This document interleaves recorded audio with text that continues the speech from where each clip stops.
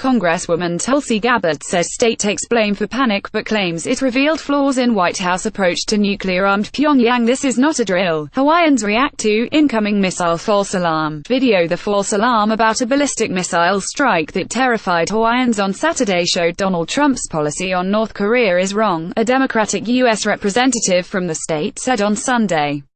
"What makes me angry," Tulsi Gabbard told CNN's State of the Union, "is that, yes, this false alarm went out and we have to fix that in Hawaii, but really we've got to get to the underlying issue here, of why are the people of Hawaii and the US facing a nuclear threat coming from North Korea, and what is this president doing, urgently, to eliminate that threat." Trump was on the golf course in Florida when the alert went out on Saturday morning, Hawaiian time. The alert text read, "Ballistic missile threat inbound to Hawaii. Seek immediate shelter. This is not a drill. It was definitely kind of a panic zone." Ashley Trask, 39 and from Kauai, told The Guardian. "Everyone knows you have about 15 minutes until detonation and no one knows where it will land. Family members called us and they were crying because they realized they wouldn't have made it to us," Trask said. Beth Brooks of Haleiwa said she and her husband sheltered in their bathroom with their children. "The fear I felt was unlike anything I've ever experienced," she said. The alert sent out in Hawaii. Photograph, Hawaii Emergency Management Agency. It took 38 minutes for state authorities to send a second message saying the alert was an error. Governor David Ige told CNN the false alarm was a mistake made during a standard procedure at the changeover of a shift, and an employee pushed the wrong button. On Sunday, Gabbard said traumatic understates the experience that the people of Hawaii went through and added that the person responsible for the alert should be held accountable. Hawaii Emergency Management Agency Administrator Vern Miyagi said he took responsibility and officials would study the error.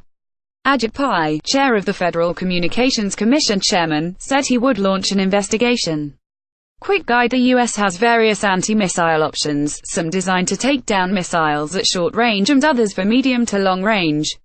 The U.S. relies heavily on the U.S. Patriot missile in the Terminal High Altitude Area Defense (THAAD). The U.S. deployed THAAD to South Korea this year to defend against medium-range missiles. There is a three-phase defense system: ground-based missiles on the Korean Peninsula, U.S. naval ships stationed in the Pacific, and two bases in Alaska and California that can launch an estimated 36 interceptors. No air defense system offers anything like a complete guarantee of success. The Pentagon offer repeated assurances that air defense systems would be more than a match for any North Korean attack. But when missile defense systems have been put to the test over the last few decades, the performance has been far from reassuring. The U.S. provided anti-missile defense systems to Israel and Saudi Arabia during the First Gulf War as protection against Iraq's Scud missiles. It was initially claimed that they had shot down 41 of the 42 missiles fired by Iraq. But eventually it was acknowledged that only a few missiles had been hit. Recent tests of interceptors have provided little comfort, with success rates of around 50% on average. The Pentagon celebrated in May when it destroyed a mock warhead over the Pacific, but overall the performance has been spotty. Since the newest intercept system was introduced in 2004, only 4 of 9 intercept attempts have been successful. Of the 5 tests since 2010, only 2 have been successful. Thank you for your feedback. As tension between the Trump White House and nuclear-armed Pyongyang has risen, Trump trading public insults with Kim Jong-un and bragging about the size of his nuclear button, fears that North Korea could reach U.S. territory with a nuclear weapon have surged. Hawaii has just started a few months ago these monthly nuclear attack sirens as a test, Gabbard said, telling people, "You hear the siren, you've got 15 minutes to seek shelter." So people who got this message yesterday, they're literally going through this feeling of, I've got minutes to find my loved ones, to say my last goodbyes, to figure out where I could possibly find shelter that will protect them from a nuclear attack. And not having an answer to those questions. This was unacceptable that it happened, but it really highlights the stark reality that the people of Hawaii are facing.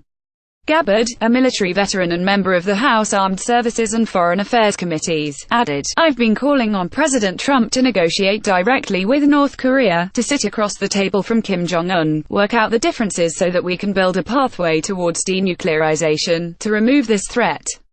There should be no preconditions to such talks," Gabbard said, which meant that North Korea should not have to give up its nuclear weapons first as the U.S. demands. Washington should assure Pyongyang it is not pursuing regime change, she said.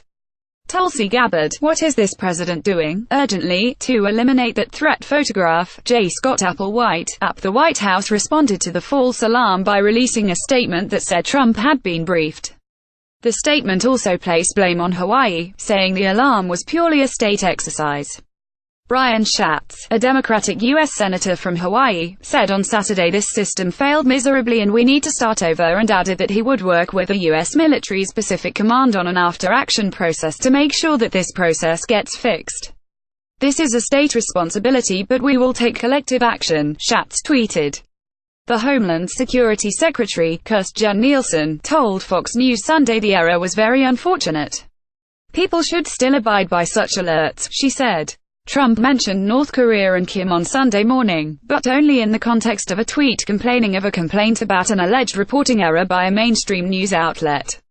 The Wall Street Journal stated falsely that I said to them I have a good relationship with Kim Jong-un of N Korea, the president wrote.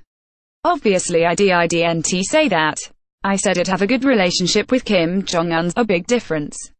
Fortunately we now record conversations with reporters and they knew exactly what I said and meant. They just wanted a story. Fake news. The Journal interview was published on Thursday, under the headline Donald Trump signals openness to North Korea diplomacy in interview. According to the transcript published on the paper's website, Trump said, I probably have a very good relationship with Kim Jong-un of North Korea. Trump was asked if he had spoken to Kim. I don't want to comment on it, he was quoted as saying. I'm not saying I haven't. I just don't want to comment. A White House official told Reuters on Sunday the delay in publicly disputing the Journal's account was caused by a failed attempt to get the paper to correct its story. Additional reporting by Julia Carey Wong and Liz Barney.